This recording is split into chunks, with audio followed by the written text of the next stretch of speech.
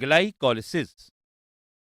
ਜਿਵੇਂ ਕਿ ਤੁਸੀਂ ਵੇਖ ਸਕਦੇ ਹੋ ਕਿ ਇਹ ਪੜਾਅ ਸੈੱਲ ਦੇ ਸਾਈਟੋਪਲਾਜ਼ਮ ਵਿੱਚ ਹੁੰਦਾ ਹੈ। ਗਲੂਕੋਜ਼ ਇੱਕ ਕਾਰਬੋਹਾਈਡਰੇਟ ਹੈ ਜੋ ਕਿ ਕਾਰਬਨ ਤੇ ਹਾਈਡਰੋਜਨ ਦਾ ਯੋਗਿਕ ਹੈ। ਇਹ ਗਲੂਕੋਜ਼ ਕਾਰਬਨ ਡਾਈਆਕਸਾਈਡ ਅਤੇ ਪਾਣੀ ਵਿੱਚ ਟੁੱਟਦਾ ਹੈ। ਇੱਥੇ ਗਲਾਈਕੋਲਿਸਿਸ ਵਿੱਚ ਗਲੂਕੋਜ਼ ਪਾਇਰੂਵੇਟ ਤੇਜ਼ਾਬ ਦੇ ਦੋ ਅਣੂਆਂ ਵਿੱਚ ਟੁੱਟਦਾ ਹੈ। ਇਸ ਚਰਨ ਵਿੱਚ ਆਕਸੀਜਨ ਦੀ ਜ਼ਰੂਰਤ ਨਹੀਂ ਹੁੰਦੀ। ਇਸ ਕਿਰਿਆ ਵਿੱਚ ਏਟੀਪੀ ਦੇ ਦੋ ਅਣੂ ਗਲੂਕੋਜ਼ ਨੂੰ ਫਾਸਫੋਰਾਈਲੇਟ ਕਰਨ ਵਿੱਚ ਵਰਤੇ ਜਾਂਦੇ ਹਨ ਅਤੇ ਗਲਾਈਕੋਲਿਸਿਸ ਨੂੰ ਸ਼ੁਰੂ ਕਰਕੇ ਇਹ NAD ਆਇਨ ਦੇ ਦੋ ਅਣੂਆਂ ਨੂੰ NADH ਪਲੱਸ ਹਾਈਡਰੋਜਨ ਆਇਨ ਵਿੱਚ ਵਿਘਟਿਤ ਕਰਦੇ ਹਨ।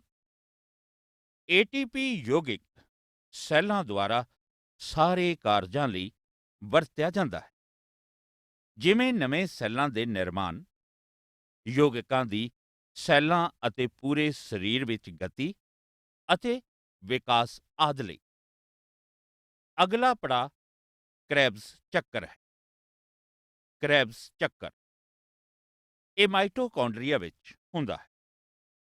ਗਲਾਈਕੋਲਿਸਿਸ ਦੌਰਾਨ ਬਣਿਆ ਪਾਇਰੂਵੇਟ ਦਾ ਆਕਸੀਕਰਨ ਹੁੰਦਾ ਹੈ ਤੇ ਕਾਰਬਨ ਡਾਈਆਕਸਾਈਡ ਤੇ ਪਾਣੀ ਬਣਦੇ ਹਨ। ਇਸ ਕਿਰਿਆ ਵਿੱਚ NADH ਅਤੇ FADH2 ਵਰਗੇ ਕੋਐਨਜ਼ਾਈਮਜ਼ ਛੱਡੇ ਜਾਂਦੇ ਹਨ। ਇਹਨਾਂ ਨਾਲ ਜੁੜੇ ਹਾਈਡਰੋਜਨ ਅਣੂ ਪਾਇਰੂਵੇਟ ਦੇ ਆਕਸੀਕਰਨ ਦੌਰਾਨ ਛੱਡੇ ਜਾਂਦੇ ਹਨ। ਇਹ ਸਾਰੀਆਂ ਕਿਰਿਆਵਾਂ ਇੱਕ ਚੱਕਰ ਵਿੱਚ ਵਾਪਰਦੀਆਂ ਹਨ। ਇਹਨਾਂ ਨੂੰ ਕ੍ਰੈਬਸ ਚੱਕਰ ਆਖਦੇ ਹਨ। ਵਿਦਿਆਰਥੀਓ, ਇਹ ਸਾਹ ਕਿਰਿਆ ਦੀ ਵਿਧੀ ਸੀ। ਅਸਲ ਵਿੱਚ ਇਹ ਸਾਹ ਕਿਰਿਆਵਾਂ ਵਾਯੂਮੰਡਲ ਅਤੇ ਸਰੀਰ ਦੇ ਸੈੱਲਾਂ ਵਿੱਚ ਗੈਸਾਂ ਦੇ ਵਟਾਂਦਰੇ ਦੀਆਂ ਕੁਝ ਕੁ ਲੜੀਬੱਧ ਘਟਨਾਵਾਂ ਹਨ। ਬਹੁਤ ਸਾਰੇ ਪੌਦੇ ਤੇ ਜਾਨਵਰ ਆਕਸੀਜਨ ਦੀ ਮੌਜੂਦਗੀ ਵਿੱਚ ਸਾਹ ਲੈਂਦੇ ਹਨ। ਕੁਝ ਕੁ ਜੀਵਾਣੂ ਜਿਵੇਂ ਖਮੀਰ, ਈਕੋਲਾਈ ਜੀਵਾਣੂ, ਕਲੋਸਟ੍ਰੀਡੀਅਮ ਟੈਟਨੀ ਆਦਿ ਮੁਕਤ ਆਕਸੀਜਨ ਦੀ ਗੈਰ ਮੌਜੂਦਗੀ ਵਿੱਚ ਸਾਹ ਲੈਂਦੇ ਹਨ। ਆਕਸੀਜਨ ਦੀ ਮੌਜੂਦਗੀ ਜਾਂ ਗੈਰ ਮੌਜੂਦਗੀ ਦੇ ਆਧਾਰ ਤੇ ਸਾਹ ਕਿਰਿਆ ਨੂੰ ਦੋ ਕਿਸਮਾਂ ਵਿੱਚ ਵੰਡਿਆ ਜਾਂਦਾ ਹੈ।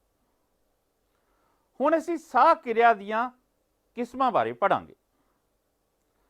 ਸਾਹ ਕਿਰਿਆ ਦੋ ਪ੍ਰਕਾਰ ਦੀ ਹੁੰਦੀ ਹੈ, ਆਕਸੀ ਸਾਹ ਕਿਰਿਆ ਅਤੇ ਅਣਆਕਸੀ ਸਾਹ ਕਿਰਿਆ। ਚਲੋ ਵਾਰੀ-ਵਾਰੀ ਦੋਹਾਂ ਤੇ ਵਿਚਾਰ ਕਰਦੇ ਹਾਂ। ਇਹ ਕਿਰਿਆ ਆਕਸੀਜਨ ਦੀ ਮੌਜੂਦਗੀ ਵਿੱਚ ਹੁੰਦੀ ਹੈ ਅਤੇ ਉੱਚ ਕੋਟੀ ਦੇ ਸਾਰੇ ਜੀਵਾਂ ਵਿੱਚ ਵੇਖੀ ਜਾ ਸਕਦੀ ਹੈ। ਆਕਸੀ ਸਾਹ ਕਿਰਿਆ ਤੋਂ ਭਾਵ ਗਲੂਕੋਜ਼ ਤੋਂ ਊਰਜਾ ਬਣਨਾ ਜਾਂ ਆਕਸੀਜਨ ਦੀ ਮੌਜੂਦਗੀ ਵਿੱਚ ਦੂਜੇ ਕਾਰਬਨਿਕ ਦਰਵਾਂ ਦਾ ਛੱਡਣਾ ਹੈ। ਇਹ ਆਕਸੀਜਨ ਹੀ ਹੈ ਜੋ ਆਕਸੀ ਸਾਹ ਕਿਰਿਆ ਲਈ ਜ਼ਰੂਰੀ ਹੈ। ਆਕਸੀ ਸਾਹ ਕਿਰਿਆ ਤਿੰਨ ਕਿਰਿਆਵਾਂ ਵਿੱਚ ਵੰਡੀ ਜਾਂਦੀ ਹੈ: ਗਲਾਈਕੋਲਿਸਿਸ, ਕ੍ਰੈਬਸ ਚੱਕਰ ਅਤੇ ਬਿਜਲਈ ਅਣੂ ਪਰਿਵਹਨ ਲੜੀ ਜਾਂ ਇਲੈਕਟ੍ਰੋਨ ਟਰਾਂਸਪੋਰਟ ਲੜੀ। ਪਰ ਅਸੀਂ ਗਲਾਈਕੋਲਿਸਿਸ ਅਤੇ ਕ੍ਰੈਬਸ ਚੱਕਰ ਬਾਰੇ ਹੀ ਚਰਚਾ ਕਰਾਂਗੇ। ਆਓ ਦੋਹਾਂ ਦੀ ਵਿਸਥਾਰ ਵਿੱਚ ਚਰਚਾ ਕਰੀਏ। ਗਲਾਈਕੋਲਿਸਿਸ। ਗਲਾਈਕੋਲਿਸਿਸ ਪਹਿਲਾ ਚਰਨ ਹੈ ਜੋ ਕਿ ਸੈੱਲ ਪਦਾਰਥ ਜਾਂ ਸਾਈਟੋਪਲਾਜ਼ਮ ਵਿੱਚ ਹੀ ਵਾਪਰਦਾ ਹੈ। ਗਲਾਈਕੋਲਿਸਿਸ ਵਿੱਚ ਗਲੂਕੋਜ਼ ਆਕਸੀਕ੍ਰਿਤ ਹੋ ਕੇ ਕਾਰਬਨ ਯੌਗਿਕਾਂ ਜਿਵੇਂ ਕਿ ਪਾਇਰੋਵੇਟ ਜਾਂ ਪਾਇਰੋਵਿਕ ਤੇਜ਼ਾਬ ਦੇ ਅਣੂਆਂ ਵਿੱਚ ਟੁੱਟਦਾ ਹੈ। ਇਸੇ ਕਿਰਿਆ ਵਿੱਚ ਗਲਾਈਕੋਲਿਸਿਸ 4 ATP ਅਤੇ 2 NADH ਦੇ ਅਣੂ ਪੈਦਾ ਕਰਦਾ ਹੈ। ਹਰੇਕ NADH ਵਿੱਚ ਦੋ ਊਰਜਾ ਭਰਪੂਰ ਇਲੈਕਟ੍ਰੌਨ ਹੁੰਦੇ ਹਨ। ਇਹੀ ਇਲੈਕਟ੍ਰੌਨ ਸੈੱਲਾਂ ਦੁਆਰਾ ਕੰਮ ਲਈ ਵਰਤੇ ਜਾਂਦੇ ਹਨ। ਵਿਦਿਆਰਥੀਓ, ਧਿਆਨ ਦੇਣ ਵਾਲੀ ਗੱਲ ਇਹ ਹੈ ਕਿ ਗਲਾਈਕੋਲਿਸਿਸ ਆਪ ਅਨਆਕਸੀ ਕਿਰਿਆ ਹੈ, ਸੋ ਇਸ ਚਰਨ ਵਿੱਚ ਆਕਸੀਜਨ ਦੀ ਲੋੜ ਨਹੀਂ ਹੈ। ਗਲਾਈਕੋਲਿਸਿਸ ਤੋਂ ਬਾਅਦ ਪਾਇਰੋਵੇਟ ਵਿਚਲੀ ਆਕਸੀਡੇਟਿਵ ਡੀਕਾਰਬੋਕਸੀਲੇਸ਼ਨ ਪ੍ਰਕਿਰਿਆ ਰਾਹੀਂ NaDH ਦੇ ਦੋ ਹੋਰ ਅਣੂ ਪੈਦਾ ਹੁੰਦੇ ਹਨ। ਕਾਰਬਨ ਅਤੇ ਦੋ ਆਕਸੀਜਨ ਪਰਮਾਣੂ ਹਟਾਏ ਜਾਂਦੇ ਹਨ ਕਿਉਂਕਿ ਇਹਨਾਂ ਵਿੱਚ ਲਾਭਦਾਇਕ ਊਰਜਾ ਨਹੀਂ ਹੁੰਦੀ, ਸੋ ਇਹ ਫਾਲਤੂ ਹੁੰਦੇ ਹਨ। ਇਹ ਛੋਟਾ ਜਿਹਾ ਚਰਨ ਕਾਰਬਨ ਡਾਈਆਕਸਾਈਡ ਦਾ ਸਰੋਤ ਹੈ।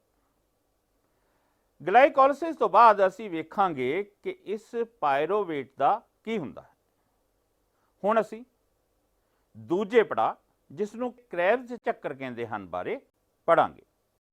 ਕ੍ਰੈਬਸ ਚੱਕਰ ਪੜਾਵਾਂ ਦੀ ਦੂਜੀ ਲੜੀ ਨੂੰ ਸਿਟਰਿਕ ਤੇਜ਼ਾਬ ਚੱਕਰ, ਟ੍ਰਾਈਕਾਰਬੋਕਸਿਲਿਕ ਤੇਜ਼ਾਬ ਚੱਕਰ ਜਾਂ ਕ੍ਰੈਬਸ ਚੱਕਰ ਕਿਹਾ ਜਾਂਦਾ ਹੈ। ਇਹ ਆਕਸੀ ਕਿਰਿਆ ਹੈ ਤੇ ਇਸ ਨੂੰ ਆਕਸੀਜਨ ਦੀ ਜ਼ਰੂਰਤ ਹੈ। ਪਹਿਲਾਂ ਬਣੇ ਪਾਇਰੋਵੇਟ ਅਣੂ ਮਾਈਟੋਕੌਂਡਰੀਆ ਵਿੱਚ ਦਾਖਲ ਹੁੰਦੇ ਹਨ। ਇਹਨਾਂ ਦਾ ਆਕਸੀਕਰਨ ਹੋ ਕੇ ਕਾਰਬਨ ਡਾਈਆਕਸਾਈਡ ਅਤੇ ਪਾਣੀ ਬਣ ਜਾਂਦਾ ਹੈ। ਇਹ ਕਿਰਿਆ NaDH2 ਅਤੇ FADH2 ਦੇ ਦੋ ਕੋਇਨਜ਼ਾਈਮਜ਼ ਛੱਡਦੀ ਹੈ, ਸੋ ਕ੍ਰੈਬਸ ਚੱਕਰ ਹੋਰ NaDH ਦੇ ਤੇ FADH ਦੇ ਦੋ ਅਣੂ ਪੈਦਾ ਕਰਦੇ ਹਨ। ਫਿਰ ਇਹਨਾਂ ਦੋਨਾਂ ਵਿੱਚ ਊਰਜਾ ਭਰਪੂਰ ਇਲੈਕਟ੍ਰੌਨ ਹੁੰਦੇ ਹਨ। ਕਿਉਂਕਿ ਇਹ ਕਿਰਿਆ ਚੱਕਰ ਵਿੱਚ ਵਾਪਰਦੀ ਹੈ, ਇਸ ਲਈ ਇਸ ਨੂੰ ਕ੍ਰੈਬਸ ਚੱਕਰ ਆਖਦੇ ਹਨ।